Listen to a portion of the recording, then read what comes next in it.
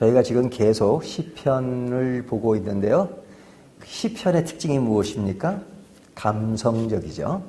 이성적인 측면이 없는 건 아니지만 대체적 흐름이 감성적입니다. 그래서 시를 읽을 때는 그 시인의 마음을 그대로 이렇게 느끼는 그것이 굉장히 중요한 것 같아요.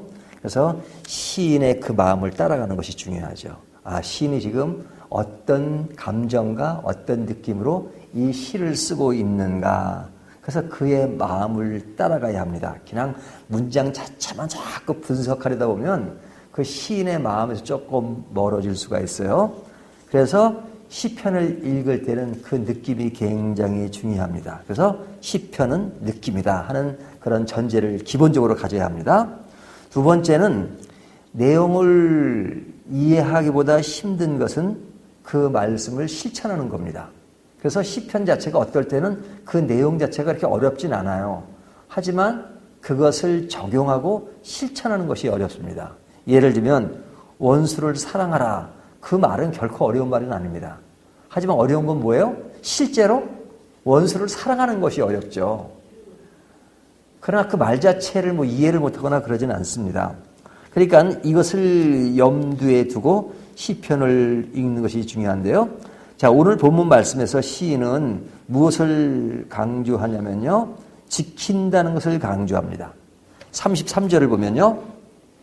여호와여 주의 율례들의 도를 내게 가르치소서 내가 끝까지 지키리라 그러죠. 끝까지 지킨대요. 자, 지킨다는 말을 여기서만 하는 것이 아니라 34절을 보면요. 나로 하여금 깨닫게 하여 주소서 내가 주의 법을 준행하며 전심으로 지키리다 그러죠. 지킨다는 말을 하고 있죠.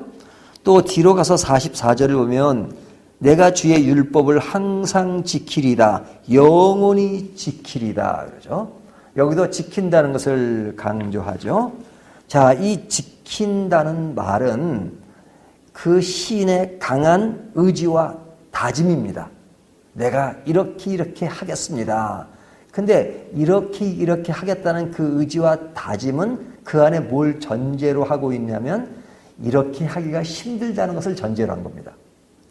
이것이 힘든 것이 아니라면 이렇게 다짐과 의지를 강하게 드러낼 필요도 없어요. 왜? 생활 가운데 잘 되는 건데 뭘 이렇게 강하게 드러내요?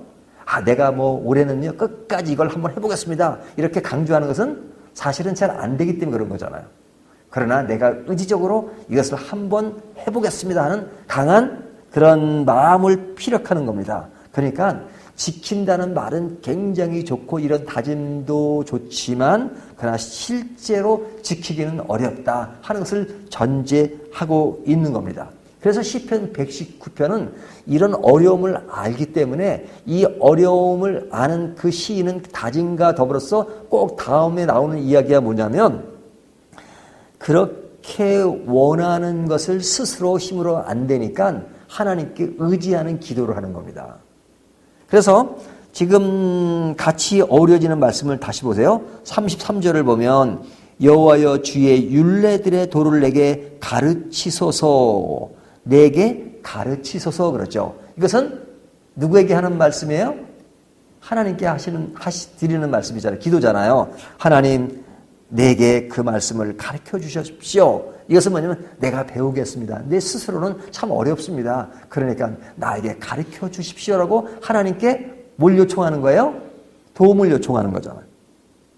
34절을 보면 나로 하여금 깨닫게 하여 주소서 깨닫게 해달라고 기도해요. 왜? 하나님이 깨달음을 주셔야 내가 이 말씀을 지킬 수가 있으니까. 깨닫지 못하는데 어떻게 지켜요? 그러니까 이 깨닫는 것 내 의지로만 되는 것이 아니니까 주님 나로 하여금 깨닫게 해 주십시오. 이렇게 하나님께 아뢰는 거잖아요. 35절을 보면 나로 하여금 주의 계명들의 길을 행하게 하소서. 자, 내가 이 길을 갈 수 있도록 도와달라고 하나님께 도움을 요청하는 거죠. 41절을 보면 이렇게 얘기합니다. 여호와여 주의 말씀대로 주의 인자심과 주의 구원을 내게 임하게 하소서. 주의 인자하심을 구해요. 주의 인자하심이라 뭐냐면 상대를 알고 돌보시는 사랑, 절대로 실패하지 않는 그 사랑을 뜻하는 것이 주의 인자하심인데, 그 주의 인자하심이 있어야지만 내가 이 말씀을 깨닫고 지킬 수가 있다는 거예요. 그렇지 않으면 내 의지적으로 한계가 있다는 것을 강조하는 거죠. 그리고 주의 구원을 내게 임하소서. 주의 구원이 있어야지만 내가 이 말씀을 지킬 수 있습니다. 이렇게 말하는 거죠. 43절을 보면 진리의 말씀이 내 입에서 조금 더 떠나지 말게 하소서. 내가 주의 규례를, 그렇게 나오죠. 그러니까 이 말씀 속에서 내 입에서 조금 더 그 진리의 말씀이 떠나지 않게 해달라고 하나님께 간구하는 것입니다. 자, 이와 같은 내용들은 절실하게 하나님께 도움을 요청하는 것이에요. 왜 도움을 요청해요? 내 의지적인 한계가 있으니까. 뭐 그런 한계가 없으면 이렇게 이야기할 필요 없죠. 그러면서 이 도움 속에서 내가 강하게 하나님의 말씀을 지키겠다고 하는 그런 다짐을 하는 겁니다. 자, 이것을 보면 신앙에 대한 문제는 어떤 인간 관계 속에서 느껴지는 것과 좀 다릅니다. 우리가 인간 관계 속에서 세상에서 이루어지는 일들을 보면 독립적인 것을 굉장히 강조하잖아요. 독립적인 것을 좋게 생각하고 또 그래야 합니다. 하지만 하나님과의 관계 속에서는 독립적인 것이 좋은 게 아닙니다. 하나님과의 관계 속에는 뭐예요? 의존적이어야 돼요. 사람과의 관계 속에는 의존적이면 그것은 조금 약한 사람이에요. 하지만 하나님과의 관계 속에는 하나님 앞에서 아주 독립적이고 그러면 하나님이 좋아하실 것 같죠? 그러면 하나님 웃으시죠. 네가 해봤자 뭘 하겠다고. 그러니까 너 잘난 척하지 말고 하나님께 절대 의존해. 내가 도와줄게. 내가 해줄게. 그냥 신앙이란 다른 게 아니에요. 의존적인 거예요.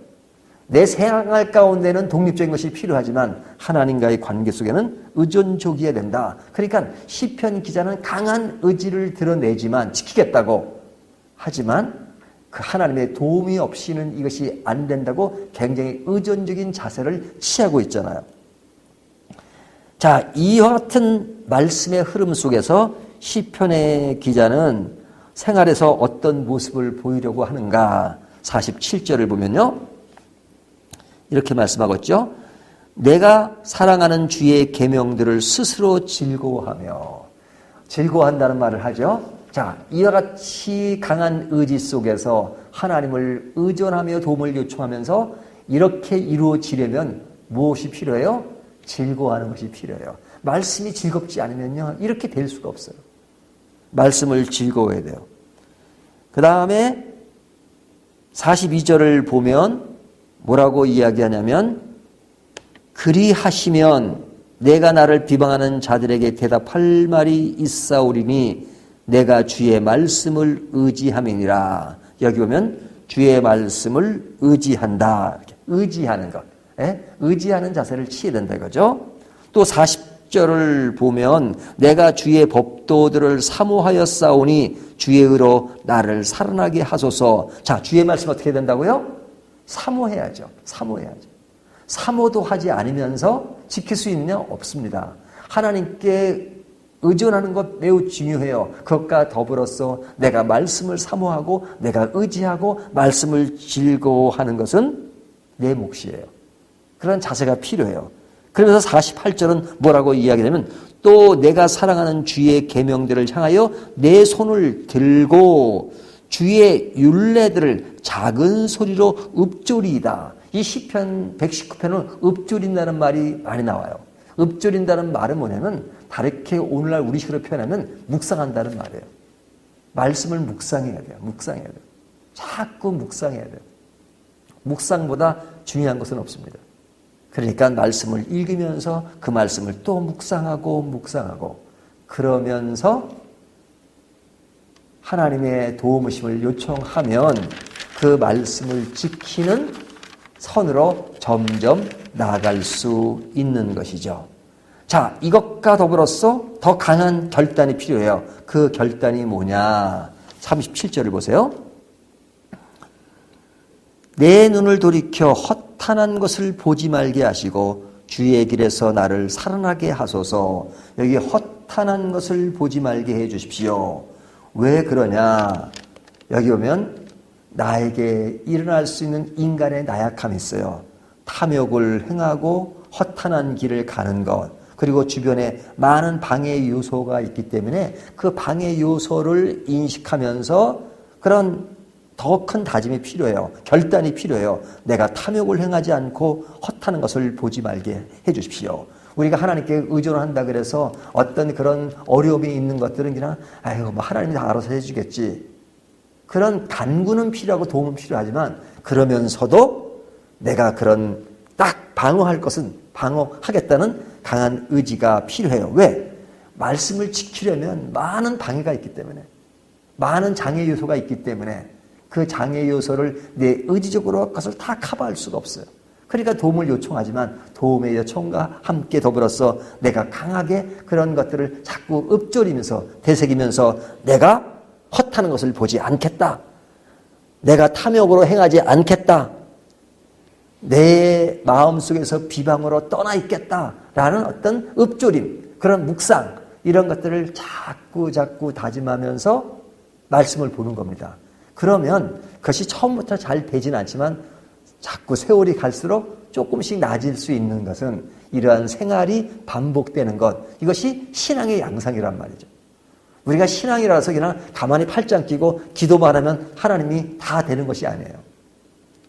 하나님은 기도하기를 원하세요. 도움을 원하시기를 원하세요. 의존적이기를 원하세요. 하지만 그런 의존이라고 하는 것은 그런 의존 속에서 하나님의 은혜를 받는 것이니까 그 은혜 속에서 내가 이제는 강하게 지켜나가겠습니다. 그리고 나에게 어려운 그런 다가오는 것이 있으면 그것을 막으려고 노력하겠습니다. 그런 자세와 더불어서 또 약해지면 하나님을 의존하면서 또 말씀을 다시 한번 묵상하면서 내가 이런 부분이 약하구나. 또 하나님께 간구하고 강한 다짐을 가지고 또 결단을 하면서 자꾸 이런 것이 반복 나가면서 조금씩 신앙의 단계가 올라가는 거죠. 그러는 것에 있어서 이 말씀을 보는 것, 말씀에 의지하는 것은 너무너무 중요한 것이죠. 시편 110편은 말씀을 강조하잖아요. 이런 단계를 거치면서 내가 자꾸만 말씀을 보면서 그런 단계를 더욱더 높여가겠습니다. 라고 지금 외치는 것이 시편 119편의 내용입니다. 자, 그렇다면 우리에게 말씀은 어떤 의미가 있습니까? 말씀, 어떤 자세로 보아야 되는가? 강한 의지를 피력하는 겁니다. 근데 그 의지는 내 힘으로 안 되니까 하나님께 도움을 구하고 도움을 구하면서 또 자꾸 결단하는 것. 이것이 우리의 삶의 형태, 신앙의 형태가 되어야 된다 하는 것을 본문이 주고 있습니다. 이 말씀 따라서 오늘도 그런 삶을 함께 이어가시기를 주님의 이름으로 축원합니다.